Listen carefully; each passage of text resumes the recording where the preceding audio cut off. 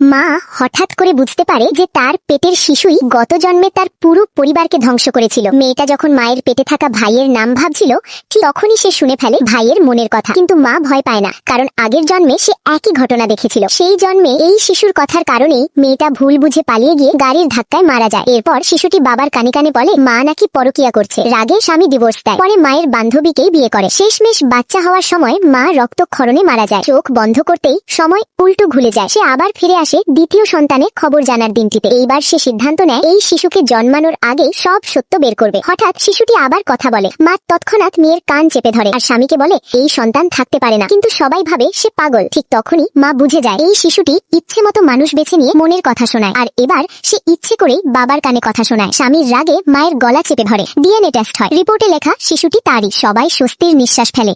কিন্তু ঠিক তখনই পেটের ভেতর থেকে আবার কণ্ঠস্বর আসে, বাবা 10 বছর আগে যে রক্ত দিয়ে তোমাকে বাঁচানো হয়েছিল তা আসলে তোমার স্ত্রীর নয়। স্বামীর মুখ মুহূর্তে ফ্যাকাশে হয়ে যায়। এখন প্রশ্ন হলো এই শিশুটি আসলে কে, আর মায়ের জন্য অপেক্ষা করছে আরো কত ভয়ঙ্কর সত্য।